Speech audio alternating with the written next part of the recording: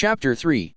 When the time comes for the changes to begin in earnest with regard to the change of governmental focus, there will be an outcry by the citizens. Measures are planned so that the individual will be overwhelmed and unable to react in any way but to submit. It is expected that they will grovel before the God that is on his throne far away and think that they are being punished for some great sin, in other words, play the victim. The inner strength of the focus of the soul has been totally disregarded. The planned shock of overwhelming the citizens as a whole has been analyzed and studied to bring forth the reaction that is desired.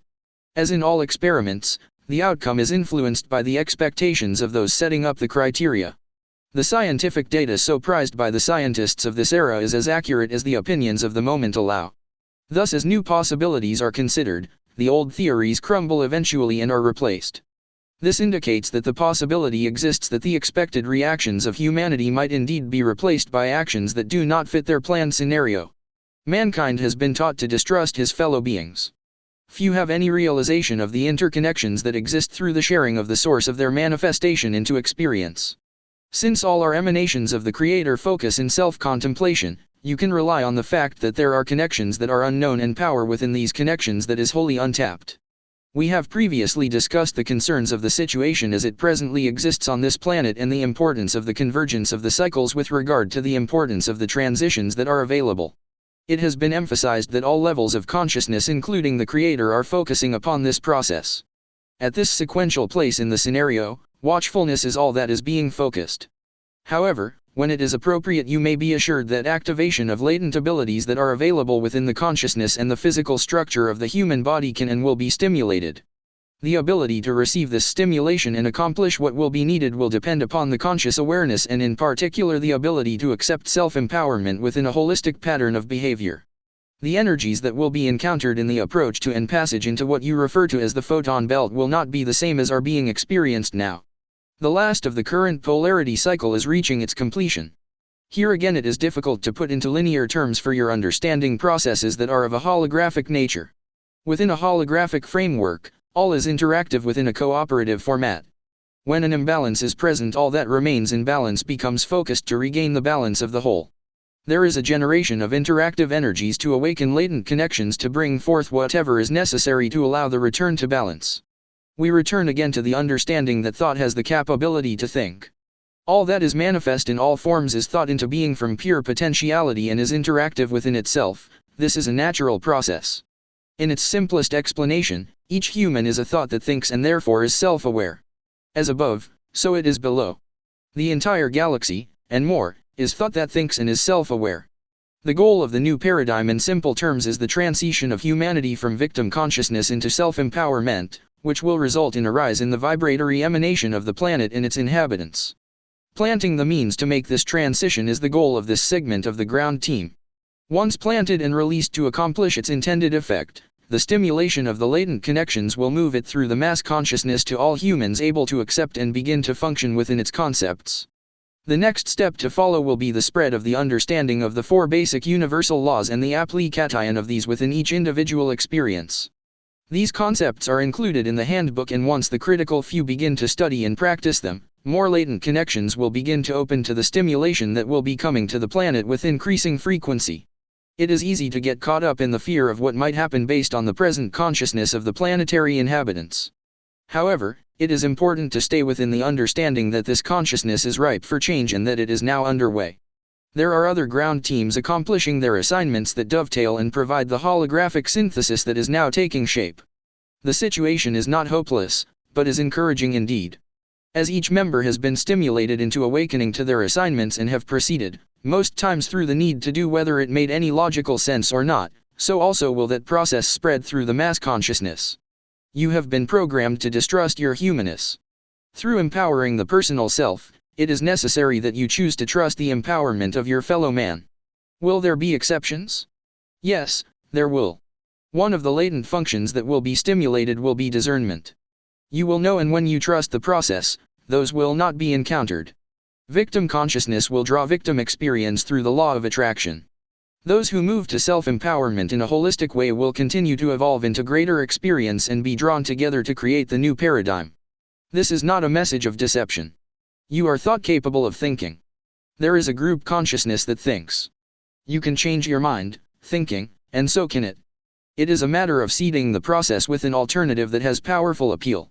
Once put into usage, its power increases, especially if it receives additional input from the concerned foci of greater levels of manifested awareness. Physical manifestation is an end result of focused thought. If through choice and request the focused thought is changed, then the physical manifestation must also change. This understanding is easy to forget with the continued input of mind-controlling data that is purposefully focused into daily experience. This is the reason each is encouraged to continue to reread and study the handbooks. The information is simple, direct, and contains no techniques other than offering a solution that dovetails within the flow of expansive energies that maintain all creation and allow it to continue within the universal laws. The free will aspect is both the thorn and the blossom of the process. It is the vital emanation of creative energy. It has at its essence both positive and negative polarity and is not bound by cycles. The polarities are available on the whim of decision, which allows it to alter creation at the manifested level. Free will cannot be controlled. It can be influenced, but at any point, individual consciousness can simply change its thinking and the influence is cast aside. Thought can create an experience and thought can change it into another experience entirely. Combined focus of thought is all-powerful when it operates within the universal laws and is supported by emotional commitment. The return to self-empowerment following the experience of containment and victim experiences will bring forth an emotional sensation to the soul that equates to the joy so often spoken of by religions. Just as love and hate cannot share the same heart, neither can joy and a victim perception share the same experience.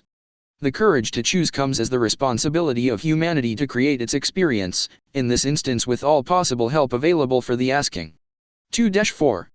There was a time in which the beings on this planet resided elsewhere in the galaxy. Not in the present body, but you would say these were your ancestors. Mankind did not originate on this planet.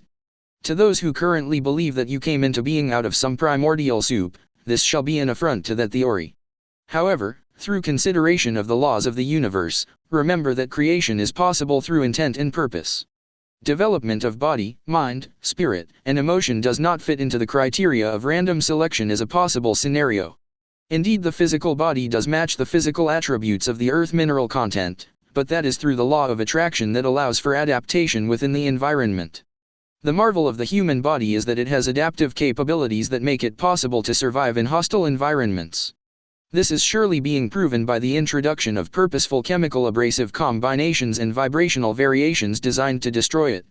The plan being that only the most adaptive will survive and be useful in further experimental adaptation and exploitation. Resistance to a negative environment allows for adaptation and can be stimulation to either advancement or regression, depending on the degree and the focus of the individual desire to move through the experience. This possibility can now be discussed openly as the subject of extraterrestrial presence has been the subject of extensive media presentation.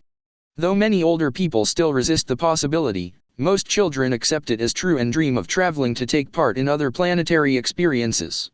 Much of this is presented because of the belief that there is little left to be known about this planet and that adventure will soon be found only by exploring the space beyond. The popularity of the long-standing Star Trek series exemplifies this. The information as to the monumental number of solar systems that frequent this galaxy and the presence of numerous other galaxies that are being observed makes the possibility of other life-supporting planets refute the assumption that this is the only planet with conscious life. Yet to be known is a way to construct and power appropriate craft to enable humans to traverse space. With the number of inhabitants draining the life force of this planet, the possibility seems beyond reach. Indeed, humanity is at a crossroads of multiple levels of experience. How indeed are they going to come through this crisis? Obviously not without help. In their arrogant stubbornness will they ask for it and accept it, if it is given? That can only be answered as the situation progresses. As has been pointed out before, help cannot be given to those locked in victim consciousness. The solution lies in humanity creating its own solution, and victims cannot accomplish this because of their desire to be rescued. Rescue demands that someone or something outside themselves accomplish whatever feat is required. Again, the discussion returns to the same realization that a choice in how to experience manifested life faces the inhabitants of this planet. It is no longer survival of the fittest, but survival of the personally responsible. The opposite experience of the victim is currently achieved as exercising power over other victims and has become an unending chain of interlocking experience for an incredibly long duration. That chain is long overdue to be broken. Its strength lies in the failure of those involved to choose another way of experiencing. Without the awareness and understanding of the universal laws that support successful evolving life experience, the chain remains unbroken. Humanity can change this long-standing experience, break the chain and return to the evolving citizenship of the galaxy/universe by choosing responsibility and applying the laws in their daily experience both individually and as a group. Because of the presence of polarity, when those are drawn together as a group, this also repels those who choose otherwise, and a great division is made. The application of the laws creates a cooperative situation that allows for protection from the fear of the actions of the other groups in most surprising ways.